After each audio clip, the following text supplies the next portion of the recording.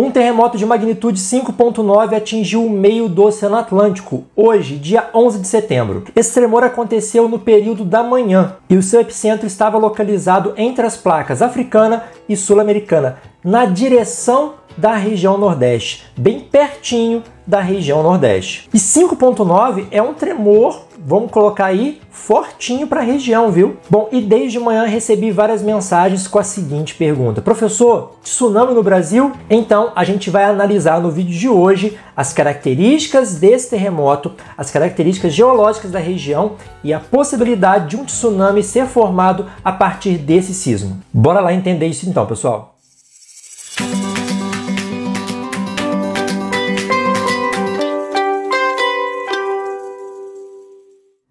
Bom, pessoal, esse terremoto aconteceu na manhã de hoje, dia 11 de setembro de 2023, e a localização é justamente essa aqui, ó, essa bolinha verdinha aqui, e aqui ao lado nós temos as principais informações desse terremoto que atingiu a magnitude de 5.9, tá? O epicentro dele estava localizado, né, entre as placas africana e sul-americana, bem em direção a Fortaleza, Natal, essa vertente aqui mais nordeste da região Nordeste, tá? E qual o horário que esse sismo aconteceu? De manhãzinha, 6h20, horário de Brasília, tá? E a profundidade desse tremor foi de 10 km, o que a gente pode considerar um sismo raso. Bom, obviamente, depois do que aconteceu no Marrocos, né? Deixa eu mostrar o Marrocos aqui para vocês. Muita gente ficou preocupada porque é um tremor de moderado para forte, né, quase 6, e no meio do Atlântico, voltado aqui para o território brasileiro, voltado obviamente também para os países africanos, né, para diversos países africanos. Então, obviamente, muitas pessoas ficaram preocupadas aqui no Brasil com a probabilidade da ocorrência de um tsunami a partir desse terremoto. Bom, vamos por partes. Eu já falei dessa temática algumas vezes aqui, né, em vídeos às vezes de outros terremotos. Mas vamos falar especificamente desse, vamos por partes aqui. Quem já me acompanha há muito tempo talvez já conheça alguma das coisas que eu vou mencionar aqui, mas vamos fazer uma aula e tentar entender as características dos terremotos dessa região e a real probabilidade da formação de um tsunami a partir de um sismo que ocorra aqui no Oceano Atlântico, tá?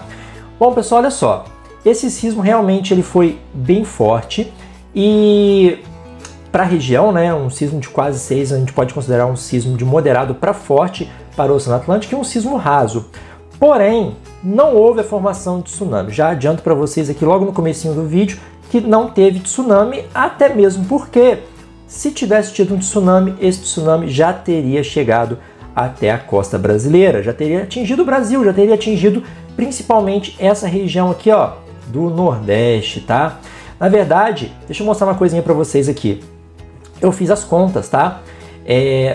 Dessa região do epicentro de onde esse tremor estava localizado, né, até ali a costa do Rio Grande do Norte, tem mais ou menos 1.300 quilômetros. Deixa eu mostrar para vocês isso aqui com a ferramenta régua aqui do Google Earth.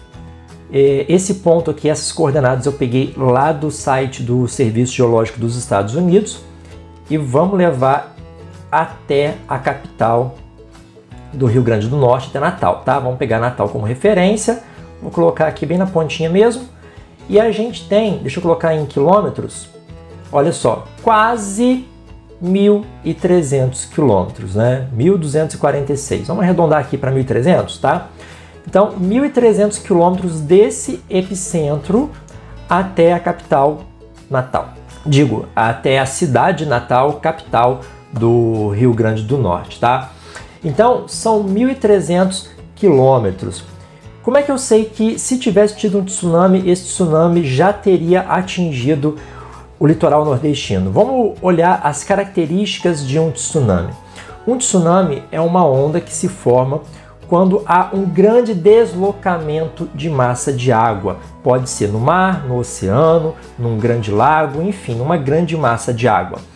E esse deslocamento de água pode ser provocado por diferentes fatores. Pode ser um terremoto, a queda de um asteroide, um deslizamento submarino, a erupção de um vulcão, tudo isso pode provocar um tsunami. O tsunami ele é bem diferente das ondas provocadas, por exemplo, pelos ventos, aquelas ondas que a gente vê todos os dias chegando na praia. Quando você vai na praia, tem aquelas ondas quebrando, aquilo ali é provocado pelo vento.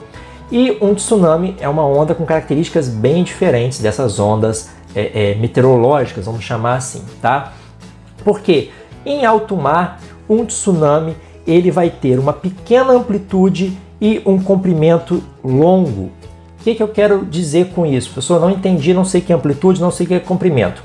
Quando a gente olha uma imagem como essa aqui, isso aqui é uma morfologia de uma onda. Pode ser uma onda sonora, pode ser um tsunami, uma onda eletromagnética, enfim. Toda onda tem essas partes, vamos chamar assim. E a gente tem algumas partes importantes que a gente precisa entender que a crista da onda é o ponto mais elevado dela ali, nessa parte de cima. O vale é a parte mais baixa da onda, ok? E se você pegar o meio de uma crista e levar até o meio da outra crista, a gente tem o comprimento da onda. E se você pega a parte de cima dessa crista e mede a distância até o ponto de equilíbrio dessa onda, que é essa parte do meio aqui, tá? A gente tem a amplitude. Então a amplitude é essa altura da onda em relação ao seu ponto de equilíbrio, até o topinho da crista ali. O vale é a parte mais baixa, o comprimento de uma crista a outra ou de um vale a outro, também dá na mesma. Um tsunami, quando está em alto mar, tem uma pequena amplitude. Então essa distância aqui, ó, entre o ponto de equilíbrio até a crista é bem pequenininha. Pequenininha quanto, professor? 50 centímetros, 30 centímetros, 20 centímetros, questão de centímetros. E o comprimento dessa onda, de uma crista a outra, varia ali vários quilômetros, podendo chegar aí a 200 quilômetros. 200 quilômetros de uma crista a outra. Então, basicamente, você não percebe um tsunami em alto mar. Quando ele está no meio do Atlântico, se ele estivesse aqui, ó, tá, se formando aqui, um navio que estivesse passando por ali não conseguiria perceber o tsunami porque seria uma onda bem levinha. Ela tem uma amplitude pequena e um comprimento de onda maior, de quilômetros. Então, imagina, 50 centímetros subindo a 200 quilômetros. Você não percebe essa elevação, um navio não perceberia. E essa onda em alto mar viaja em velocidades de até 800 km por hora. 800 km por hora. Se a distância do epicentro até